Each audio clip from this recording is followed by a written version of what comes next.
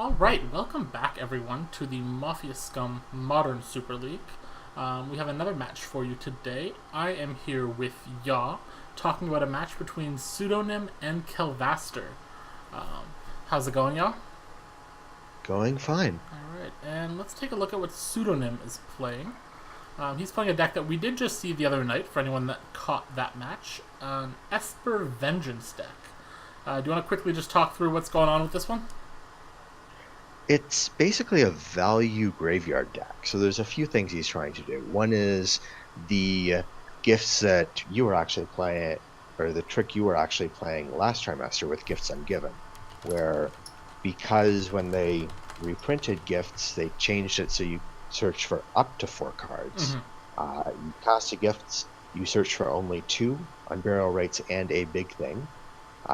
Gifts Ungiven rules it both has to go to the graveyard and then use the unburial rights to bring back the big thing. In this case, there's an Elish Norn and there's an Iona. But since he's putting things in the graveyard anyway, what he's trying to do is a little bit more of a value strategy out of this. So there's a bit of a one-of type package thing going on for gifts, but also when things go into the graveyard, he has 3 copies of Goryo's Vengeance. Which is an instant card that will bring a legend from the graveyard into play, give it haste, and then exile at the end of turn. Right. He's got 2 ways to abuse that. One is Jacefin's Prodigy, which is uh, basically a looter that's a legend, but if you get it to flip, it will leave play, come back in as a planeswalker, and the Goryo's Vengeance won't get rid of it at the end of the turn. Correct, yeah. The other one is an Obsidat Ghost Council, which works kind of similarly. It comes into play.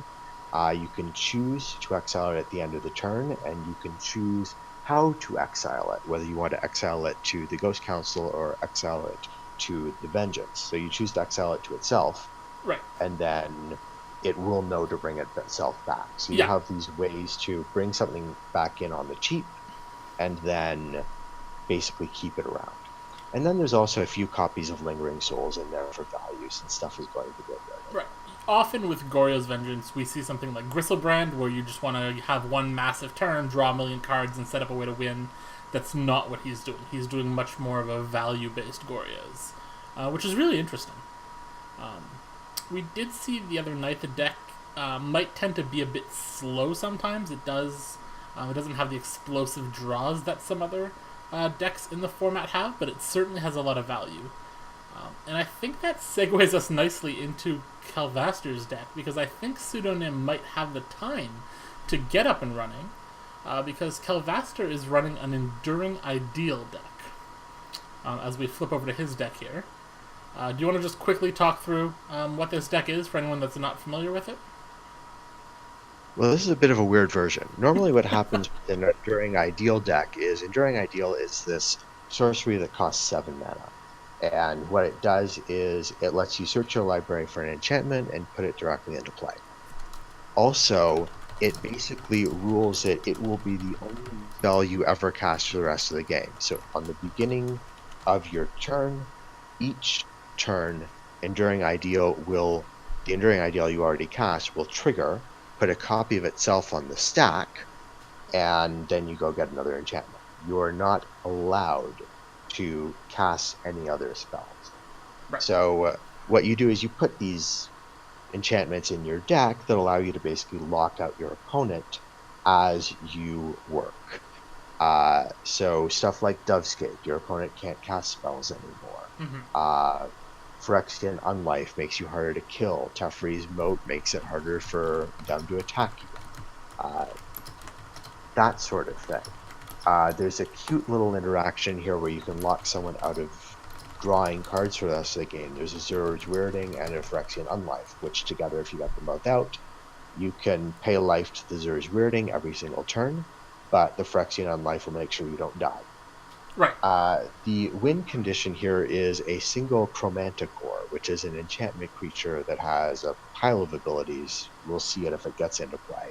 But basically bring that in and just start attacking it. There's also this weird secondary thing that's grafted onto this. Instead of being a ramp deck, this doesn't look like a deck that can really ramp very far. There's a Mm-hmm. few chrome boxes, but that's really about it. Instead, he's put in 4 Martyr Sands and 2 Proclamation of Rebirth, which is this combination of cards that is out of old Ravnica era standard life decks, where basically what you do is Proclamation of Rebirth lets you essentially trigger it from your hand for a certain mana cost of showing it to bring back a creature. So you keep bringing back Martyr. Martyr is a creature you can sacrifice to gain life, and so you just keep gaining life, and they can't kill you. Right. Which is particularly good against Pseudo's deck, where he's really just draining you for 2 a turn, in a lot of cases. Yeah, the real question here is going to be how fast can he get the Enduring Ideal online, Mm-hmm. and also how well can he pull these ideas together? Because there's only 4 copies of Howling Mine to Right. assemble all of these disparate parts of what he's doing. To find the ideal, basically, yeah. Yeah. Alright, so let's head down to the table. It looks like Pseudo is going first, so let's take a look at his hand here. His hand has Ionia, Jace, Serum Visions, Path to Exile, Collective Brutality, and 2 lands. Do you think this is good enough to keep? Looks like a go. Yeah. He's got Serum Visions to set up. He'll be able to easily discard the Ionia to the graveyard for later reanimation. Mm-hmm. He's got a Collective Brutality that might be able to pick out an Enduring Ideal. Yeah. Seems pretty straightforward. And if we look at Khelvaster's hand, we have some lands, we have 2 Howling Mines, we have a Suppression Field, and a Martyr of Sands. Is this good enough? I think it has to be, right? Like, how good is Howling Mine is basically the question. If really Howling bad Mine against is Pseudo's that deck, I important- think. If Howling Mine is that important, he might keep this. The Martyr of Sands is really weak here. Because it's based on white cards in hand, and he's got 1. I mean, And everything might come in top. This is... I would probably mulligan this, but I'm also not sure how this deck mulligans, so I don't know. He might keep. And we'll let the players make their decision here. Alright, it looks like both players are keeping their hands. So we will let the players know that they are good to go.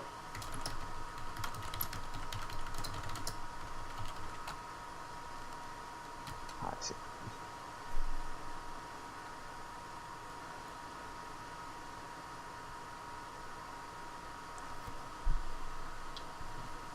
Okay, so Pseudo's leading off with that Flooded Strand, which means he is going to start off with the Serum Visions in a second. I would assume so, correct. That Yeah, lets it's him the only draw, one that we lets him have. set up his draws for the next couple turns, potentially. This could be over fast if he finds a Goryo's Vent. Mm-hmm.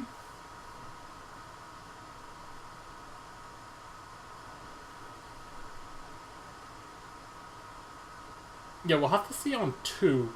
I think it's interesting to see if he decides to Collective Brutality or to try to get Jace going. Or Jade.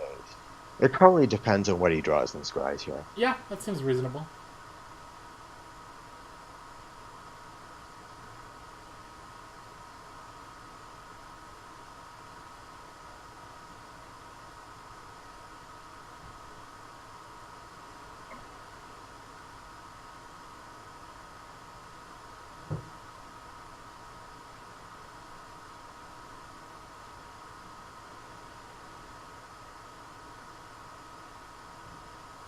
Right, so he's finding a Watery Grave. Mm-hmm. Untapped. He's going to take a bit of damage early, but shouldn't matter. Yeah, his life total really isn't an issue, I don't think. He drops Serum Visions as expected. And he's really just looking for Goryo's Vengeance at this point, correct? He'd love a Goryo's Vengeance. He'll take other stuff, but he would love a Goryo's Vengeance. He's scried 2 to the bottom. Mm-hmm. And those 2 he looked at and chose not to keep 2 lands. And Khelvaster draws a Zur's Weirding. Okay, that's an interesting one. Because that does give him some options. still, right now it's Temple of Enlightenment. He is looking at a Enduring Ideal. Well, presumably that's the card he wants. Yeah, he's keeping that.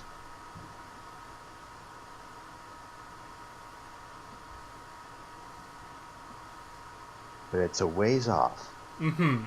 Yeah, as you mentioned, this deck really does not have the ramp that you might expect from a deck that's looking to drop a 7-drop. And here's another land. Now, the irony is that Pseudo would be better off casting the Jace here, which he does. He's going to be paid off for this handsomely, because Khelvaster is about to draw into a sorcery. Right. That the Collective Brutality can actually deal with. And certainly, if Howling Mind does hit the field, the ability to loot on top of that, very, very powerful. Which is the reason I'm not convinced that playing Howling Mind against Pseudo's deck is what you want to be doing. Yeah, well, normally if you're playing playing it to abuse it. Yeah. Like, it's a sort of card that looks symmetric, but you really want to kill it on sight.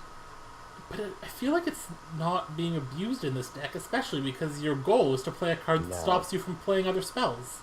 So at that point, not. He's going to get out the suppression field first. You've just given your opponent a Howling Mind. Which is going to stop Jace. Pseudo from searching, but it might be too... Oh, yeah, the Jace also gets hit. Yeah, it hits Jace.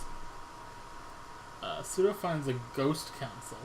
I mean, sorry, he could choose to Jace instead of Brutality if he wanted to. But I think you wanted just Brutality. I think so as well. Although maybe you think, hey, your opponent's on 2 mana, like there's nothing he's dropping in the next 3 turns that you care about. What just happened? Okay, that's right. A misclick, yeah. Instead, it looks like he's going to use the Jace. He's going to use the Jace, okay. Well, something's going down anyway, and I guess there's urgency. Fatal when Push it is comes dead. to... Yeah, that's just a dead card, but he still wants the value. I think he's still better off dropping an Iona. Or an Obsidat. I think Obsidian might be better. Yeah, No? Okay. Oh, wait, I was silly. You can't Goryo's Vent.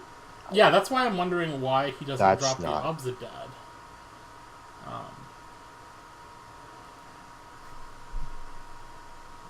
Khelvaster untaps, draws Ruined Halo.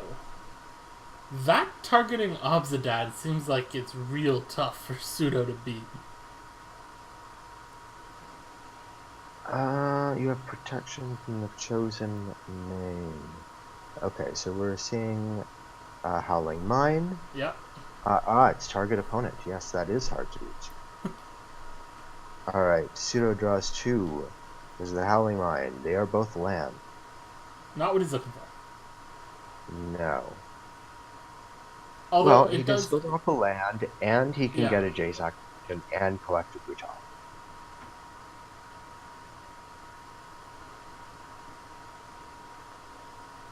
And I mean, we're close to the point where he can just hardcast Obsidian, right? Like, yes. The problem is going to be that Ruined Halo. Like, that's tricky. Yeah, that basically puts him on spirit beats, I think. Alright, so 2 modes. He did not drop the Obsidian because he's thinking of casting it. Correct. So drops off a land. I'm a little curious why he doesn't loot first, because I feel like that information is more valuable potentially than learning what's in Khelvaster's hand. I think it's arguable either way. I'm not sure. It's probably better to just have more information before you loot, because it influences what you discard. I guess. I'm just thinking if he hits Goryo's off the loot, then maybe he does want to discard. I guess you get to discard off Jace anyway, so yeah, never mind. You get to discard off Jace anyway. Yeah, okay.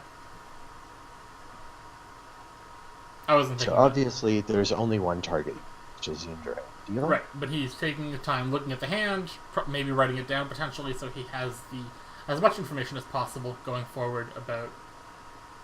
Yeah. still don't really think Howling Mine is what you want to be doing when you're casting an epic spell. I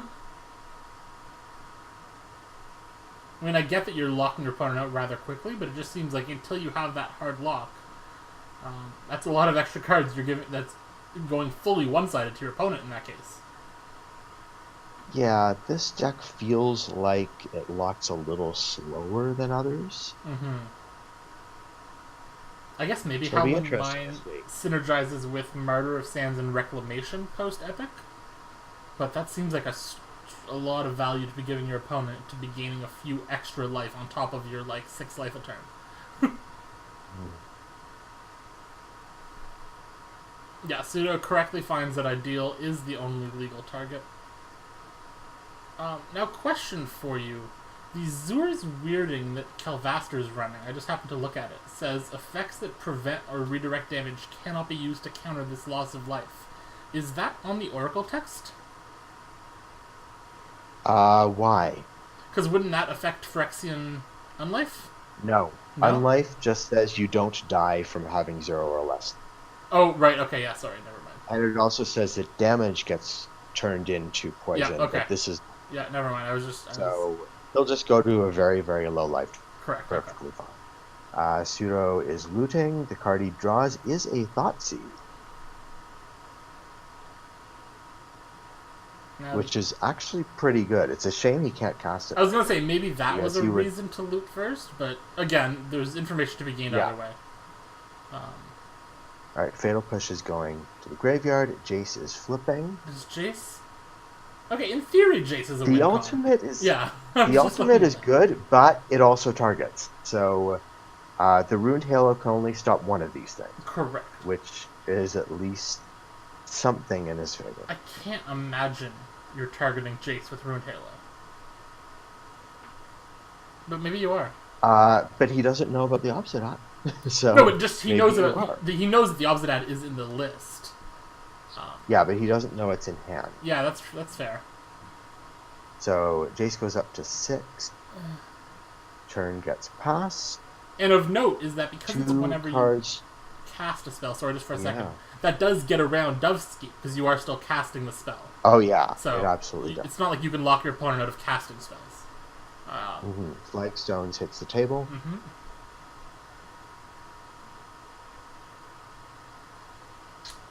What are we playing? And we are going to see a Oh, Zeus wow. Weirding. Well, now, That's a card. that is actually not good news for Kelv. Because there's a Thoughtseize over there that is going to be able to pick out the Ruined Halo. He's going to be able to drop an Obsidat, and suddenly there's 2 threats. I don't think he can do both this That- turn, but yes, over the next couple turns. Right.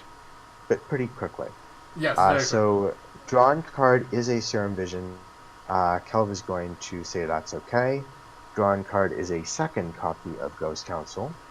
That is fine. Pseudo should just tick up the Jace. Jace and Thoughtseize. And probably also Serum Visions.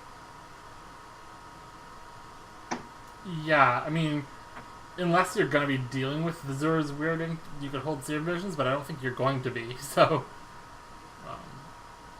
you're going to have to Serum Visions through it at some point anyway. May as well do it now before your opponent has more information later in the game about what specific card you need. Alright, Fetch Land, that is an activated ability, so Suppression Field is Oh yeah, so he couldn't opt that this something turn he'll anyway. have to do. Yeah. So yeah, then we should be cracking a Fetch Land, I think. Playing Yeah, we Thoughtseize. definitely thought so. And this should take the Ruined Halo. Yeah, Yep. you don't care about the other two cards, yeah. You don't care about the other 2 cards.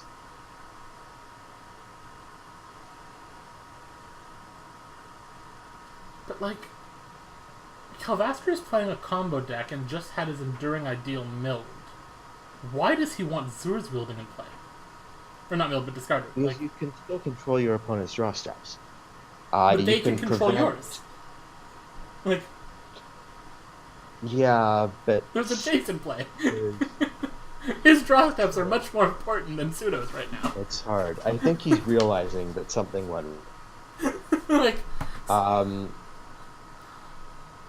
Pseudo's not going to let him draw gas.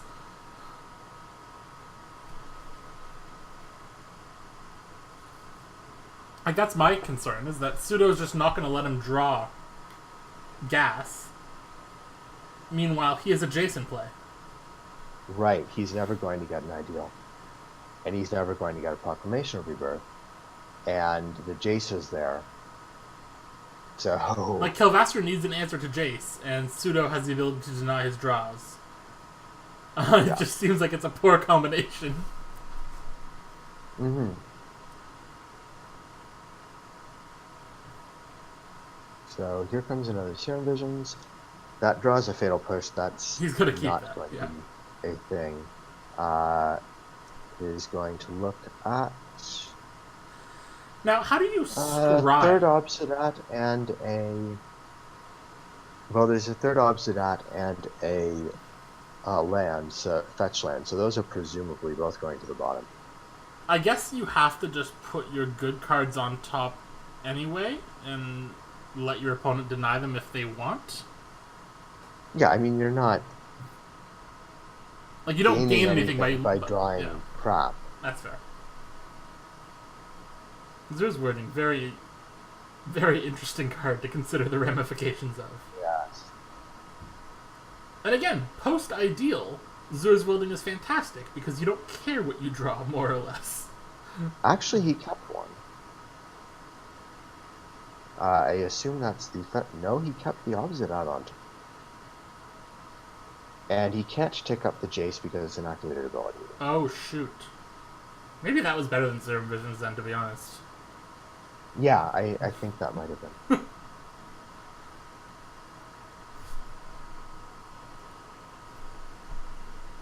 Because now we're not going to be able to But next still, turn either. Like, well, he still wants to hit from 2 angles, so this is all fair. yeah. Martyr of Sands is not going to do a huge amount. Alright, Hallowed Fountain. That's okay. Note that Zer's wording is symmetric, so Pseudo also gets to deny him stuff. That is probably going to go. I would assume so. Yep. Vetoed. Well, especially because Pseudo knows, based on seeing his opponent's hand, that he's about to resolve an Obsidian. 2 life a turn is free for him. Right. And also, you don't want to be in a situation where you're suddenly drawing ridiculous amounts, or where you're giving your opponent the chance to get a lot of life.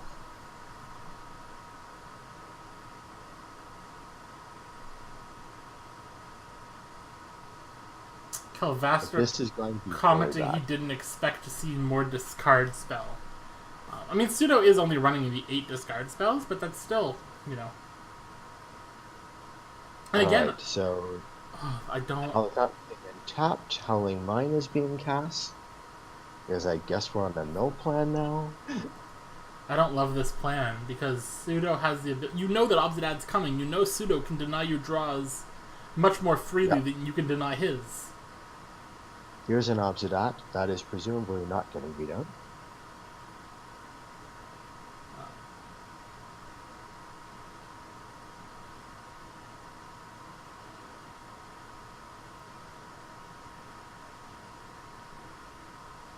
Though we are waiting. I don't see any way that Khelvaster gets through 2 of them. Like, maybe a second one is good as backup, but I don't see him killing 2 of them. Especially with a Weirding in play.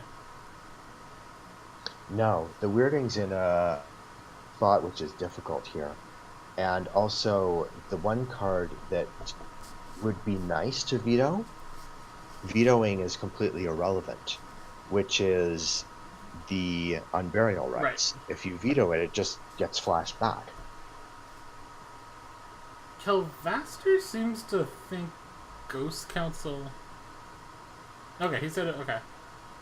The G's That's fine. Here's a second Jace, which is irrelevant. That probably is fine. Right.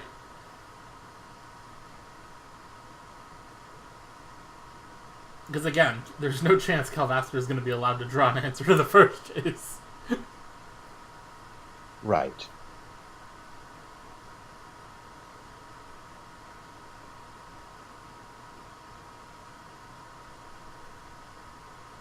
And Pseudo will get a third card in a minute.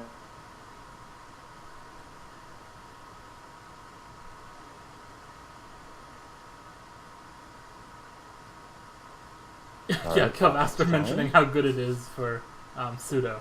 And here's land.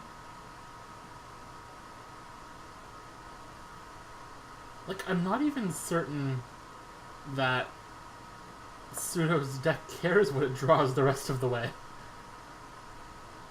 No, and his deck would not want Azur's Rooting. That's too strange. Too far off the radar. Also, I'm struck by the funny thought, given that I play Khelvaster later in this trimester with Lantern Control, of how fun it'll be if he drops Azur's Weirding. Well, that's kind of what you're doing anyway, right? It'll get really stupid.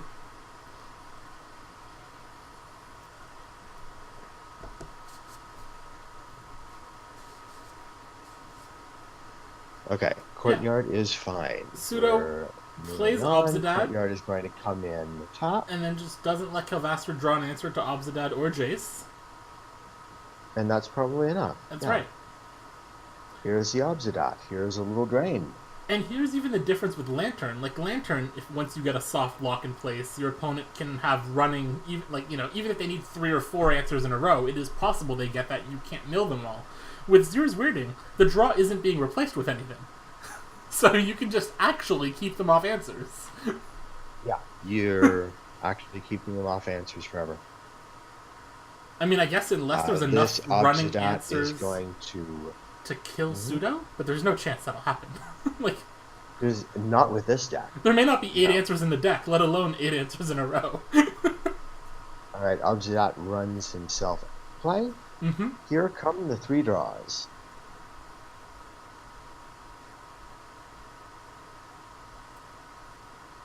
And again, if we had a Ruined Halo on Jace, Martyr of Sands here's one, and that's presumably getting smoked. Yeah. Yeah, because Jace is the threat. These Martyr of Sands will keep Obzadad at bay for quite a while. Irrelevant. And card number 3 is... Yeah, this is... Flames. Yeah, this is... Khelvaster's not going to draw a relevant card. There's nothing here. He can drop a Martyr of Sands to, buy himself a turn of chump blocking. But now Pseudo doesn't actually have to cast anything anymore. Right. He can just kick up Jace while beating away. And even holding up Path for the chump blocking Martyr if he wants. And Fatal Push. Yeah, and Khelvaster doesn't even try. I think he just knows he's beat.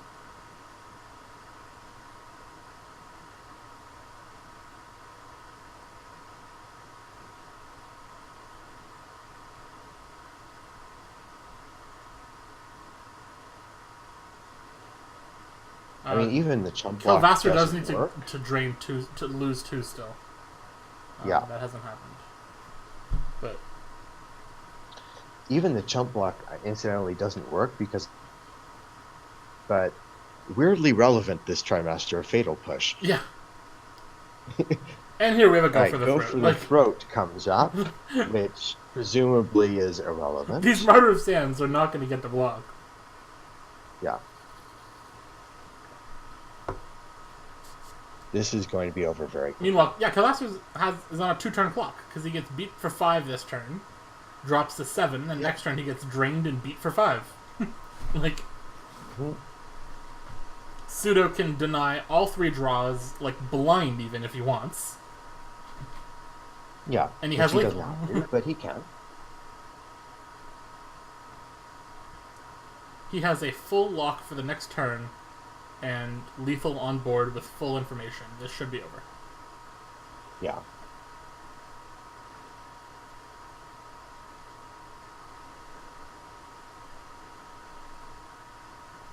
That's a card. Souls. that one's kind of irrelevant whether you start it or not. In fact, it's actually probably to Pseudo's advantage that it ended up in the graveyard. So. Well, no, he could actually decide to Okay. cast both sides this turn if he wanted to. Uh, So Cal decides to actually make it go away. Does Flashback And there's a not quick from Tark Pit. get hit by Suppression Field? I think it does, right? It's casting it. It's not an activated ability. Is it not? Okay, I wasn't sure. And the Tar Pit goes because that's another way to attack. I mean, Khelvaster is still just dead on board. Yeah, well, now he's dead a little faster. Well, no. It's still about the same. In theory, he's dead before Pseudo attacks next turn, because Pseudo could just drop a second opposite end. Yeah, it's kind of irrelevant. It is, I because think Pseudo he's has answers for better the off chump blockers. picking up. And like I said, Pseudo's at 16. He could just say -6, mill 3 cards.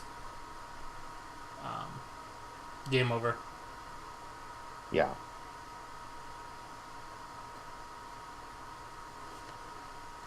Yeah, I would be scooping here.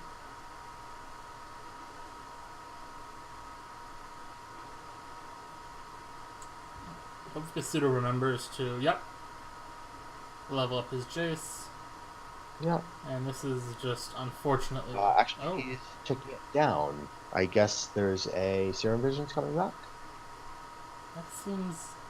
I mean, I guess you've now removed Khelvaster's ability to deny you draws, but, I mean, the game's over. Like, this is... Yeah. Both players have perfect over. information. This is not relevant. And Khelvaster is not drawing any cards, so...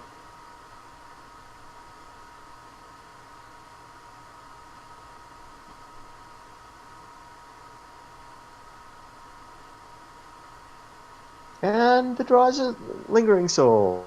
Because why not? Because Spirit beats. He can cast if he wants a Lingering Souls, but it doesn't matter. Actually, Khelvaster put himself dead by denying the draw of the Tar Pit, because in theory he can Martyr of Sands and gain 3 life on his turn. Yeah. But now that doesn't do anything anymore. So... It was bad anyway. Like, if he let the Creeping Potato yes. 3 unblockable damage. Like, how do you do anything there? Again, I think Khelvaster sort of, unfortunately, ended up locking himself out of the game with Azura's Weirding.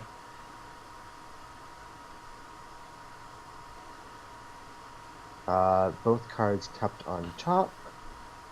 They are a Lingering Souls and a Goryo's Vengeance, in case anyone is interested in such things. Not that it matters. Are we going to see some souls? I assume so, I mean... On the why not? Yeah. Yeah. Here they come, flashback.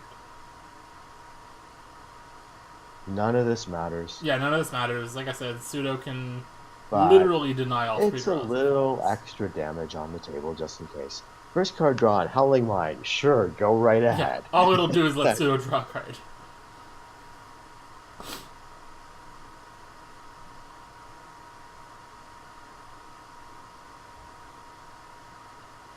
And again, just to clarify for anyone, Khelvaster not getting unlucky with these draws because Pseudo has the life points to just fully deny all 3 anyway.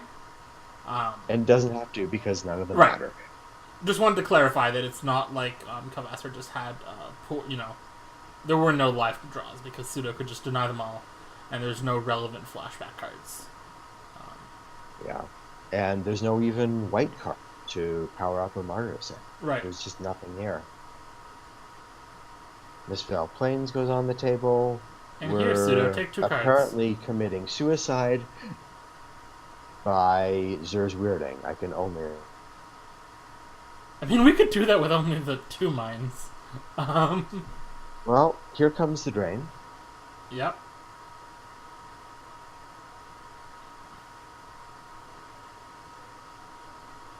And none of these can be denied. There's a Lingering Soul. Correct. Next card is a Goryo's Vengeance. You know already? Okay. And the players seem to have figured out that there is in fact lethal. I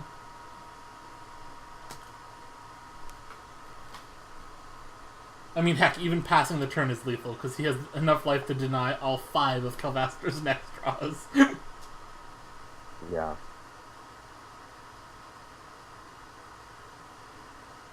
Yeah, this is just it. This is the end. And SudoNym takes game 1 in a pretty decisive match where, unfortunately, Zura's Weirding, which is a very interesting card, and I think is interesting in the deck, was played at a point that it, unfortunately, unknowingly locked Khelvaster out of the game.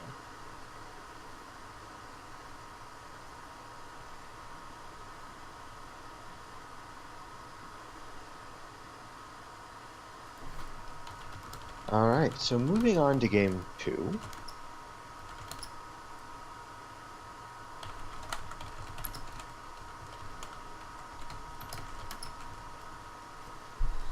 Yeah, let's take a look at Sudo's deck, I guess, first.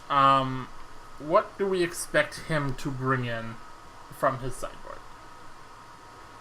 Well, he's as good as that went. The Fatal Pushes probably are dead. Mm-hmm. And the Go for the Throat is arguable, I guess. So there's 3 cards at least you can take out easily. I think Go for the Throat's dead. Quite a bit. Well, Go for the Throat can kill a Chromanticore. I just don't see Chromanticore being played if there isn't multiple protection up for it. Fair. Anyway, looking at the sideboard, there is actually quite a bit here. Because the dangerous card is Enduring Ideal, Disdainful Stroke, Negate, and Counter Scroll will all hit that. Mm-hmm. There's 2 Disenchants, which just seem great. Mm-hmm. This is an enchantment deck he's dealing with. If he wants to, he can put pressure on Khelvaster to assemble things together by boarding in Liliana of the Veil, continually ticking it up, and even using it as a land destruction spell if it gets to ultimate. Correct. Because Khelvaster's deck doesn't really ramp as much as it's trying to hold off the opponent while making a bunch of land drops. So there's a bunch of stuff here that's worthwhile. An interesting one, if he's worried about Chromanticore and Dovescape and that sort of thing, Supreme Verdict actually can get rid of it once it's on the table. Right. Because it can't be countered, but I think that's not really the thing. I think you take out the Fatal Pushes, the Path, the Go for the Throat. Yeah, that's maybe 5 right there. Eleshnorn? Yeah, Eleshnorn doesn't really do anything. So Eleshnorn, Fatal Pushes, Path, and Go for the Throat is 6 cards. Dispel, Negate, Disdainful Stroke is... Well, no Dispel. Not Dispel, sorry. Yeah, Negate, Disdainful Stroke. Counter Squall, that's 3. 4, 5 Disenchants. I think the Disenchants have to come in. And then 1 Liliana, maybe? Maybe he finds another. I think we take out the Lingering Souls, to be honest. I don't think they do anything. Yeah, they're probably a bit weaker. I don't think you put enough. I don't think they put enough a clock on. Yeah, you could shave one and then put in a second Liliana. Yeah. And then I think I like putting in a Singleton Supreme Verdict, because you're cycling through a bunch of your deck with Scrying anyway. I think having 1 in your deck, as the random, I don't actually lose, could be useful. But the one I don't actually lose would be a Path, because the Path opposing deck is trying. It depends on what's going on. Yeah. The one thing about Path is it can remove the core for good, which a Supreme Verdict can't do. Oh, right. Because there's what Khelvaster is trying to do is protect his Chromanticore. So if we look over at his deck, let's hop over what he might do, there's a Debtor's Knell in there, maybe, and there's also a Greater Oromancy. Mm-hmm. Okay. So the Greater Oromancy gives Shroud, and the Debtor's Knell keeps bringing it back. So Supreme Verdict is only a brief respite from anything.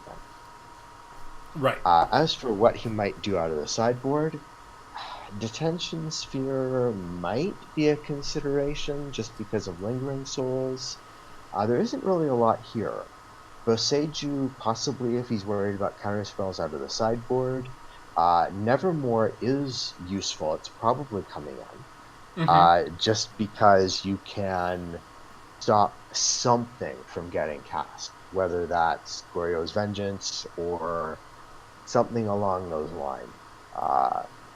That can be useful, and probably the big thing that he has that he can bring in is 2 extra Wheel of Sun and Moon, Right. which is Graveyard Hate. And now, in terms of what's coming out, I would hope for his sake that he doesn't get spooked off of Zur's weirding from what happened in that game, because I do think it has a place in the deck, just not potentially so early and blind. Yeah, I don't think you can just run it out. No. But I think it's worthwhile. But I think it's very useful once you have your lockup. Yeah, I think the big part is the Wheel of Sun and Moon has to be a part of the lock somehow. The Elspeth, I think, seems weird in this deck. It might be a place to look. Especially because we just talked about potentially taking out the Lingering Souls. Well, it just doesn't... It feels like an odd thing out. Yeah. Like, it just feels like it's not part of the plan. I don't know what he might take out of this. I really don't. Ghostly Prisons are maybe not the best, because you're not really attacking with a huge amount. With Dovescape, though, you might be. You want one. But, yeah, but the entire plan that Pseudo has is get one big creature down. So Ghostly Prison doesn't work as well against that. You still have something like Sphere of Safety to keep in, so that when you get the stuff out, you really tap. I think I like keeping one Ghostly Prison just so you can at least tutor for it if it happens. I don't think you need 3, because I don't think you're looking to drop one on turn 3. Like, that doesn't help you. I mean, again, with Howling Mine, I feel like against Pseudo's deck, he's getting better value than you are. But if it's in your main deck, I assume it's because you decided that you need it. Yeah, I don't think it's good, but I also don't think the deck functions without it. Martyr of Sands holds off Obzidad indefinitely, so I guess we need to keep that in. It's hard to find slots. It's really hard to find slots. I'm not sure where he's going to do it. Alright, let's... It looks like they both stopped sideboarding. So let's head down to the board, and you can take your to the table. Well, they haven't, because Khelvaster can't have 16 cards in his board. Oh, okay. So that is not happening. As for what's happening with Pseudo, Elish Norn has come out. The 3 Fatal Pushes have come out, so is the Path to Exile. What went in was the 2 Disenchants.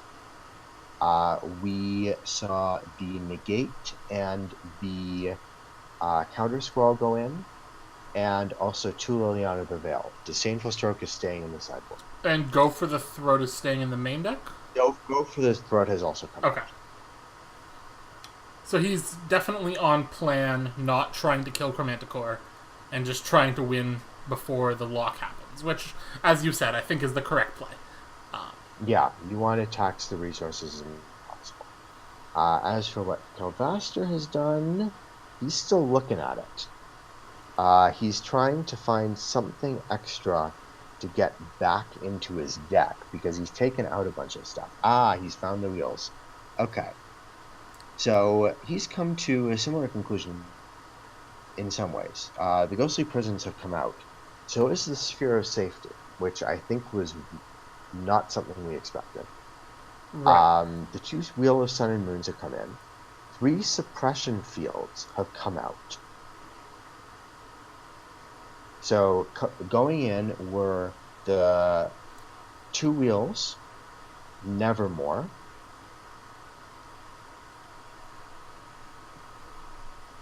the Oblivion Ring, and the Spheres. Okay. Detention Spheres.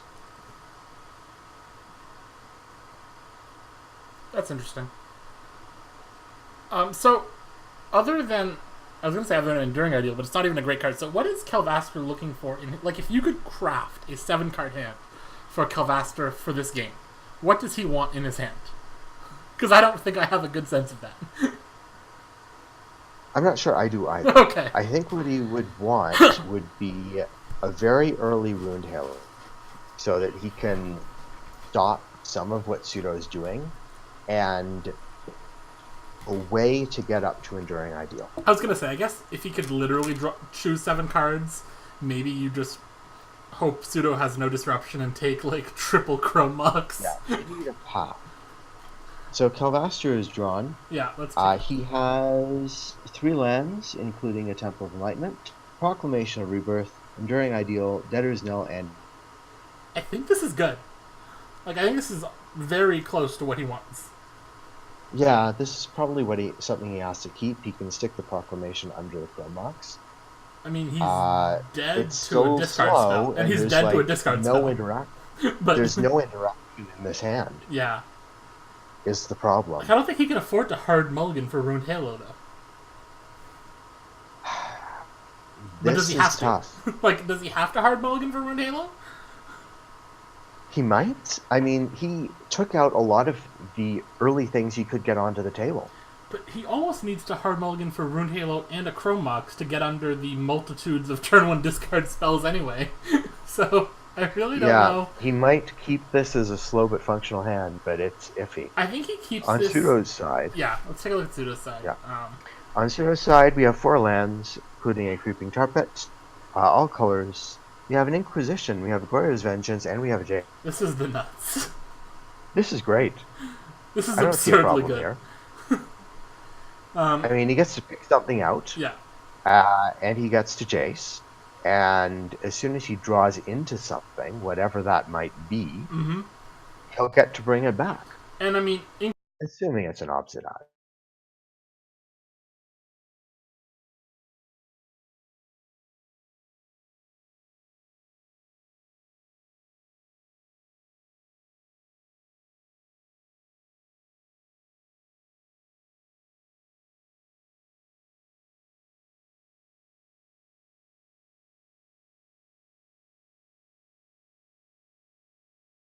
The truly great thing is that there's no interference with Jace, and the suppression fields came out.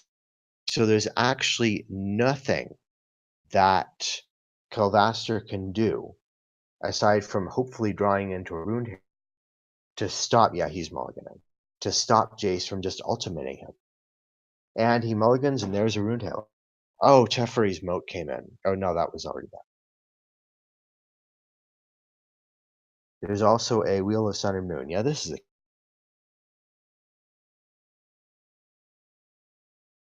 He's scrying. He's looking at a second wheel.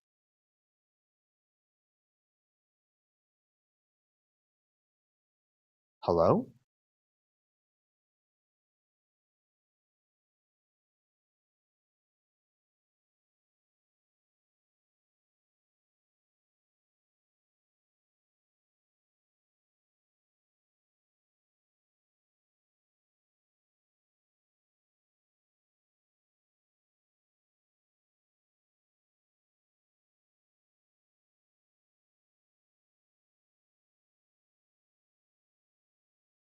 Hello? Are you back?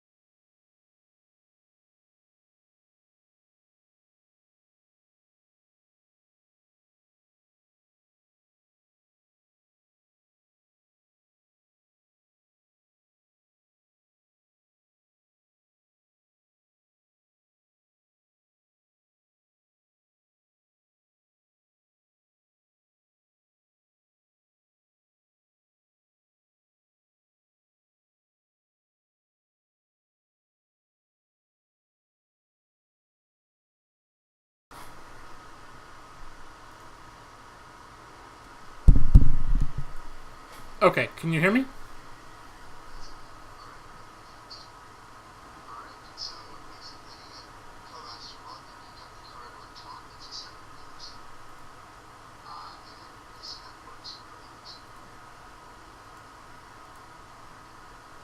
What's that? Sorry, I didn't hear you.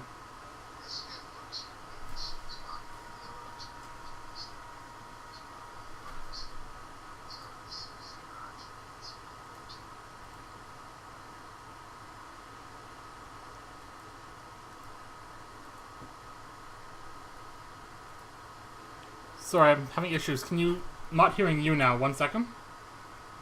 Try talking. Hello? There we go. Alright, and we're back. Sorry about that, everyone. Okay. I apologize. Um, so sorry, there was a scry you said? Is that what I missed? Yeah, he kept it on top. Okay.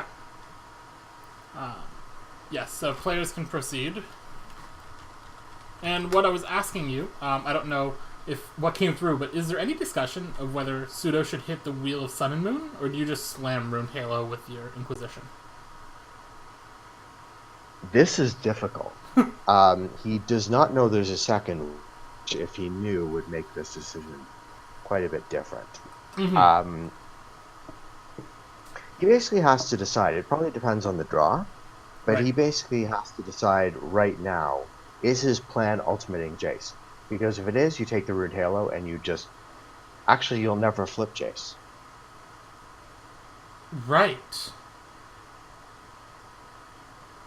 So you have to take Wheel, I guess, right? Wow. Because at least I'm Rune not Halo, sure. you force him to pick Jace or Obsidian. Well, that was no help. Draw was a Plains. So here comes Inquisition, and he's not going to be with what he sees. I think Wheel hits both, whereas Rune Halo at least is forced to commit. Yeah, that might be what does it. Unfortunately, there's just another wheel. Right, but... Not that he knows Right, that. of course. He doesn't know that. But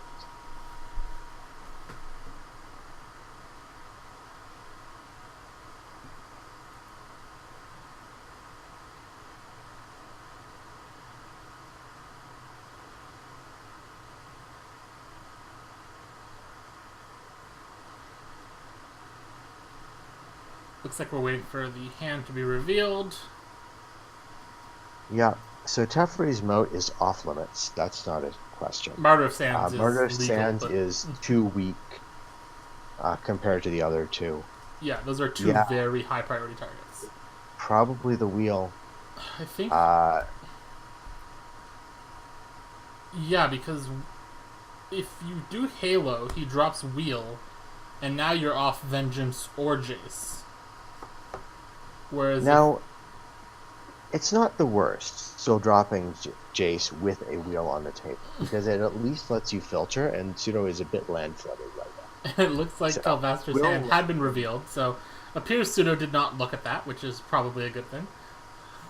no one reads what I'm... no Yeah, one reads I know.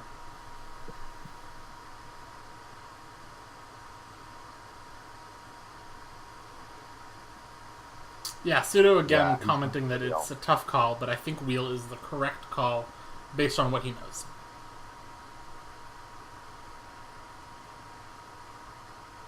yeah.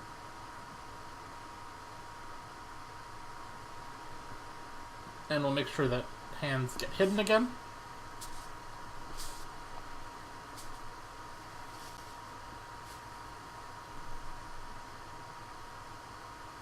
Okay, Pseudo's done looking. And we'll make sure that hands get hidden again. Yeah. And the wheel gets discarded. There it goes. All right, so here we go. Draw is the thing he didn't want to see. So Flagstones is going to come out, and presumably the wheel is going to hit the table.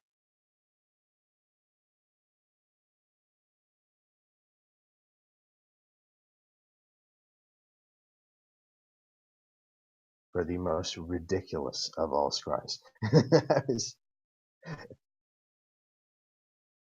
First, it's a second Jace, which is Not great, but I think you still have to drop a Jace.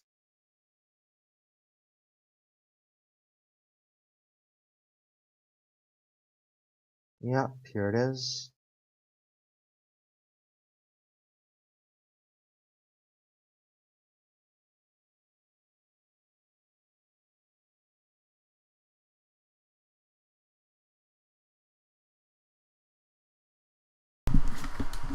Okay, is it fixed now? I think so. Can you hear me? Yes. Okay. What I was asking is, who is Wheel of Sun and Moon on?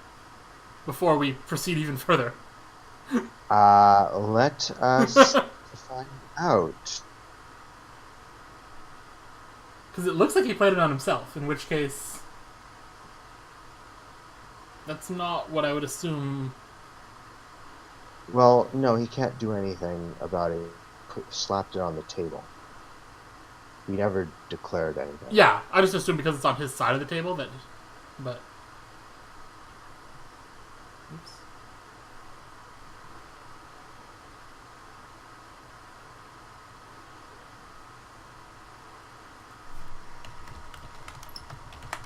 He did target himself. Okay.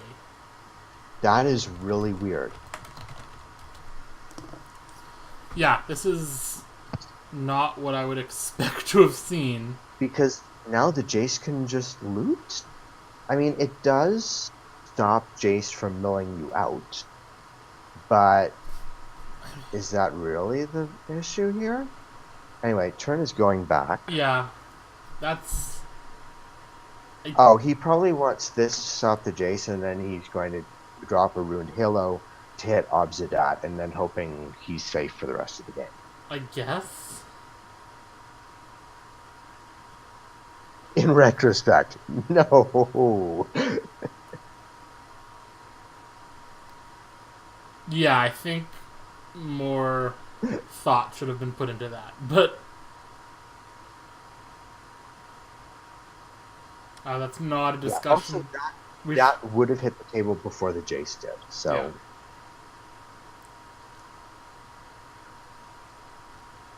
I mean, it kind of stops Jace both ways, right? It's just that... It stops Jace both ways, but it doesn't stop Pseudo's game plan this way. Targeting Pseudo stops more value. So, okay, the draw is a Temple of Enlightenment. There is a Scry. The Scry is... he's looking at a Chrome Mox, which he decided to put on the bottom. Now he has to run out of Halo, right? He doesn't run out of... I would have run out of Halo. I'm very confused. You don't know if there's any discard over there. Like, you could lose the Halo. And the game. Like, with it. This is... Yeah, okay. bizarre. Serum Visions is going to happen first, followed by a loot. This makes sense. Give more information. Absolutely.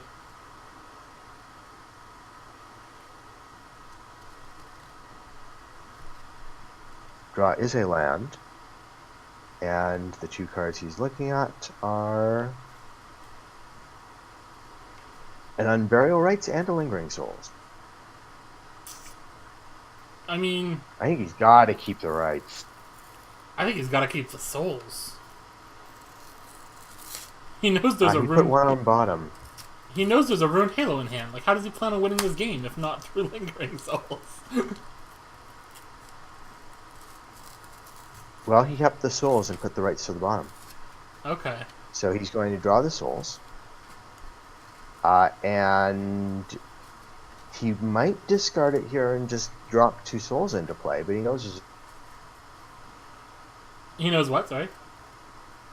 But he knows there's a Ruined Halo. And Ruined Halo, yeah, he just drops...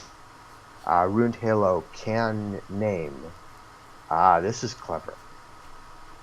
Ruined Halo could name Spirit. To stop those from hitting. So what he's done is he's dropped a Creeping Tar Pit which can attack.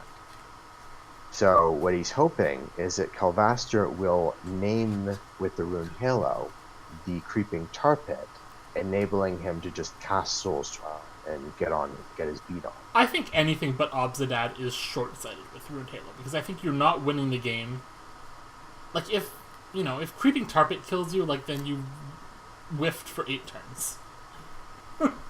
Khelvaster's draw is another Chromon. Looks like the Ruined Halo is going to hit the table. Like I feel like The question is, what is it naming? like I said, I feel like if tar pit kills you, then you've whiffed for 8 turns, and there's probably a lot of other problems, including an Obzidad in play. Like, Yeah, what's he going to do here? yeah, okay. Teferi's Moat, Obzidad is the name. Teferi's Moat, by the way, does not stop spirit tokens. Correct. They fly. I think Obzidad, like I said, is the correct choice because I think maybe 4 spirit Collective tokens brutality. is more than he could have expected, but if Yeah. anything else kills you with this incremental 2 or 3 a turn, like by that point, Obzidad probably will be found and a bigger problem than whatever that other source is. I think the collective brutality SudoNym, so there's not much over there at the moment. I think he just waits on it. Yeah.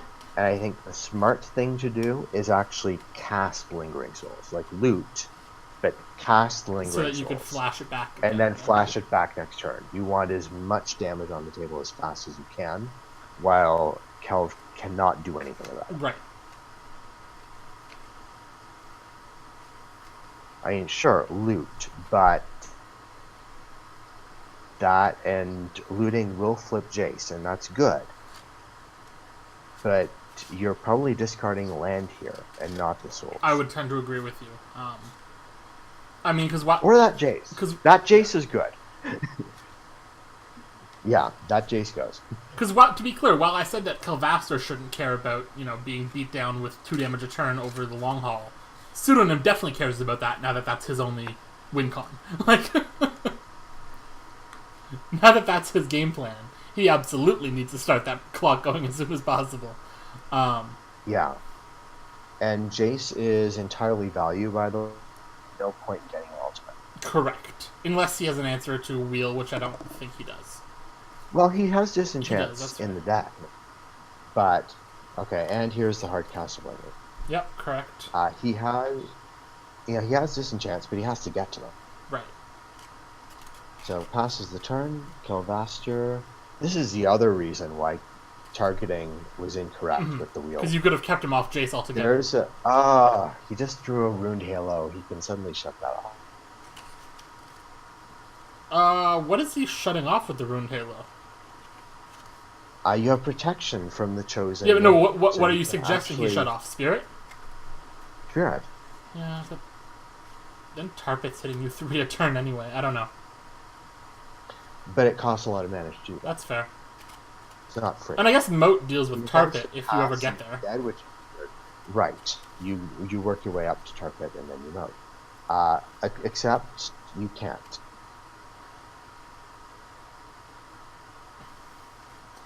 Oh, it's blue and black. Never mind, you can't. Again, he's holding back. He's being Ruined too Halo, tentative with this. But again, I think you lost last game because. Oh my! Well, that's. Gifts Ungiven just happened. End of turn. We're gonna put Iona in the graveyard.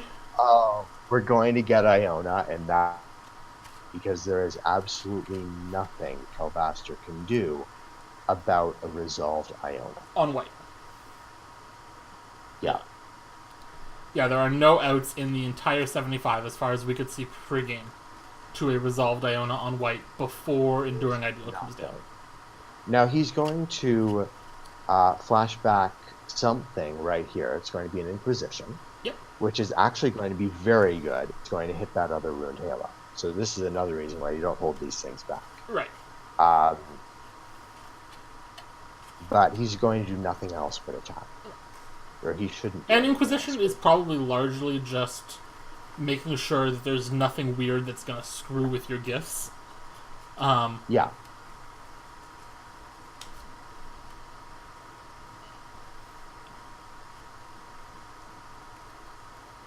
Is there any instant speed, something that Khelvaster could draw that would make you want to There's gifts now? virtually nothing instant speed in his deck.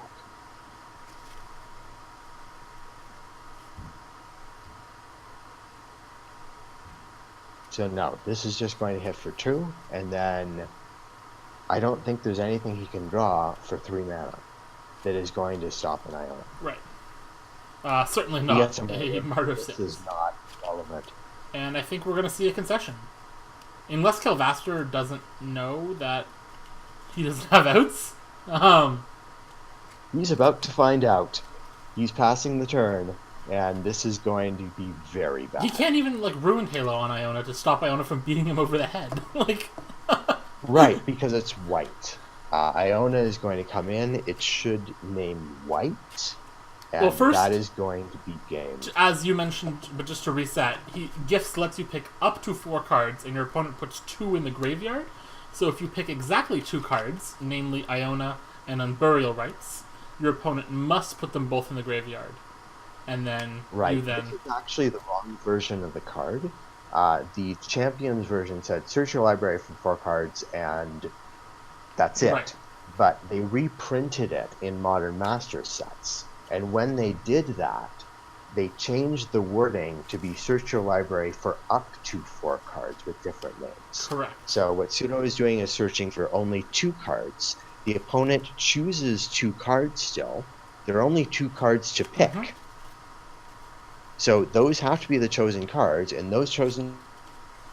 Right, it's not up to 2 cards go in the graveyard. It is, you can find up to 4, but 2 must go in the graveyard. And now Iona and Unburial Rites have gone into the yard.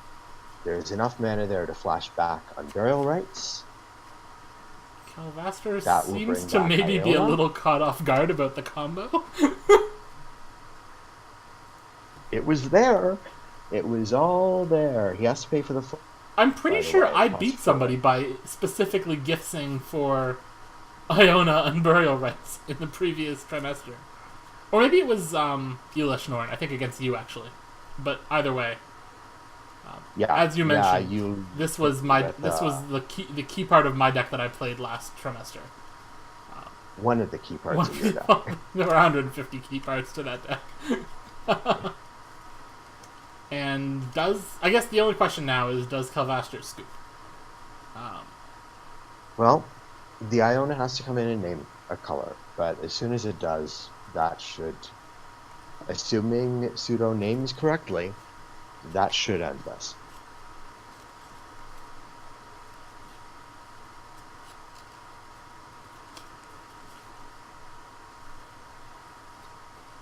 I think he's waiting for Khelvaster to do something. Maybe, Khelvaster does technically have priority.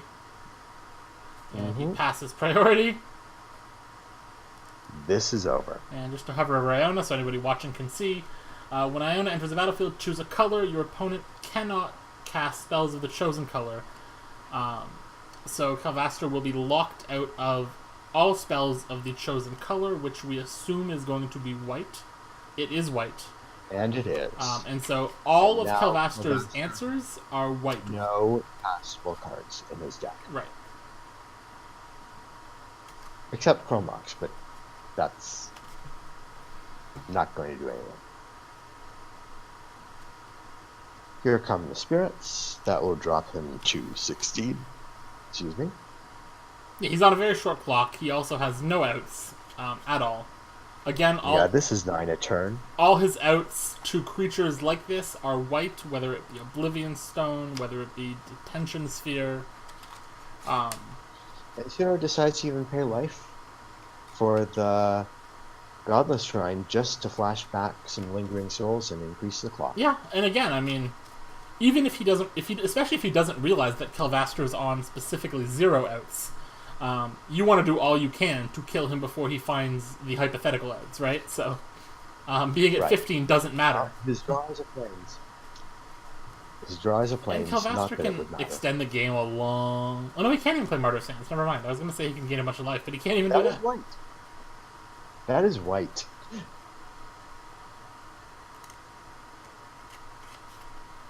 I would be scooping. If he had a Martyr in his graveyard, could he use Proclamation?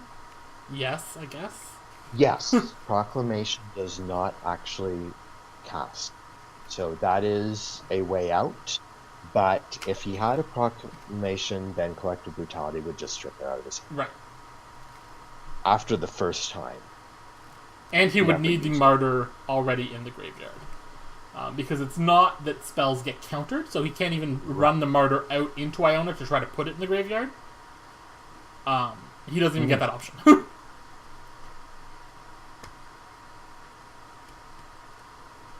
So this is an attack for 11. Yep. Is there any reason to run There's one of the no discard spells reason. in now and just save? No, right? No. You force Kelv to shoot. What would you do? I don't know. Right? You might, use an Inquisition just because, but you would not run out the Brutality. Collective Brutality, unless it was to kill, which it isn't. I guess it depends if you know how It many is. outs exist. Yeah, he actually could have attacked with the Creeping Tar Pit as well if he wanted to, but it doesn't matter much. Again, highlighting Iona, which is the key card in this deck. Khelvaster takes more damage than that, I think. Yes, this is only 8 he's taken so far. It's 3 more. Not that it matters. Well, he could have actually ended it this, because this is taking him to 5. So if he had activated an attack with the Creeping Tar Pit and then cast Collective Brutality for the drain. Is that more mana than he has? No, it's not more mana than he has. It's exactly as much as he has. Yeah. So, not that it matters, because Kelva's locked out. Right, but technically a missed lethal. But he could have had lethal. And I mean, I think this goes back to what we were saying pregame, that, like, Kelv's deck against this matchup, like, dropping Wheel of Sun and Moon and Ruined Halo on turn 2 and 3 is basically the nuts. And it just doesn't matter. Yeah, the deck feels like it might just be too slow. I mean, I think it has a lot of interesting play against my deck specifically. But against a deck that has any kind of actual clock on you, I don't know that this gets there. Yeah. So I fully expect him to 2-0 me. But beyond that... It's tough. I mean, it hits interesting gaps in the metagame. Right. I mean, if you're against a Valakut deck, you have Ruined Halo Valakut. Suddenly it's very hard. And we are going to run out the Inquisition here, just to make sure there's nothing that Khelvaster has in hand to affect the board next turn. If there were outs in play, this puts him on a single top deck out.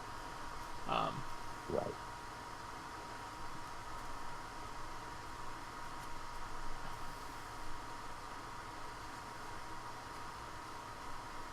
Sudo will be forced to choose a card, though he probably would just choose to let Khelvaster keep everything.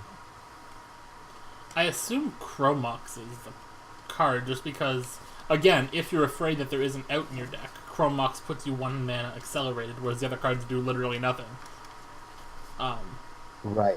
Although I think Proclamation costs more than that. He's taking the Mox anyway. No, it does. Just but I think Mox is the only card that has any ability to impact the game next turn. So by process of elimination, I think you hit it. He didn't actually. There it is. It costs 6, which is too much. Yeah, but Proclamation, you need a Martyr in your graveyard, and you can literally wait. He can literally never get a Martyr in his graveyard. Yeah, it's over no matter. No, but he has a Wheel of Sun and Moon on him.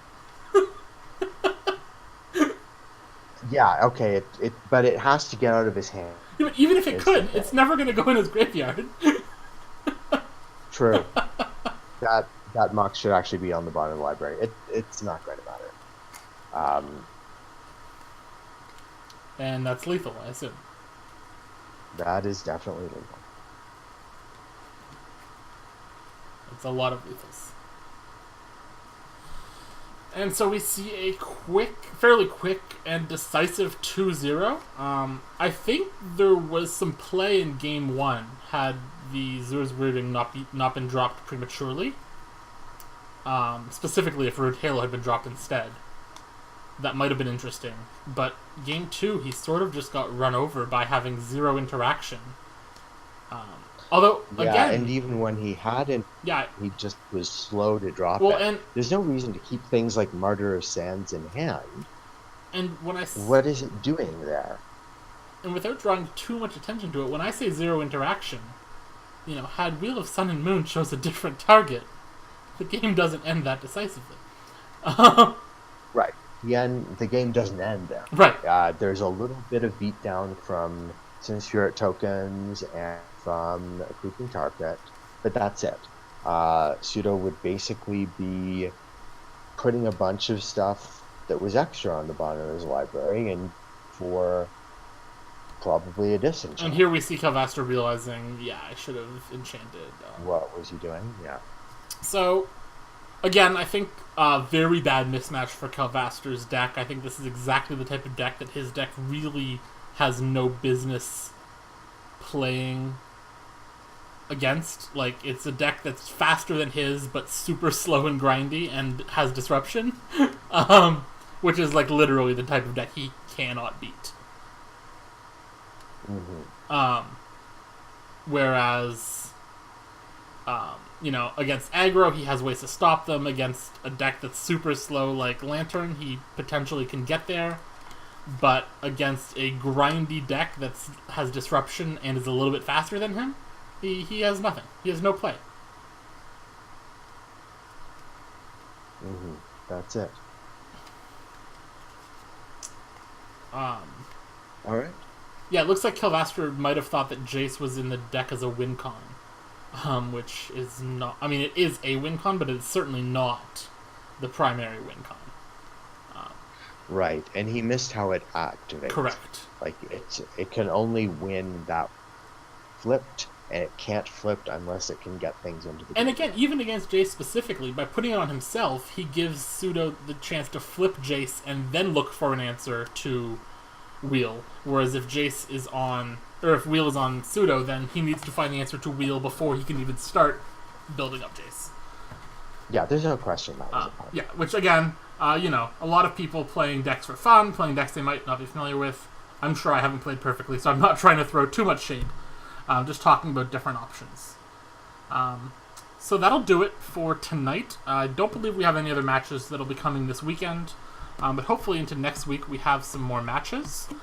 And so for y'all, thank you for watching. I've been SensFan, and have a good night, everyone.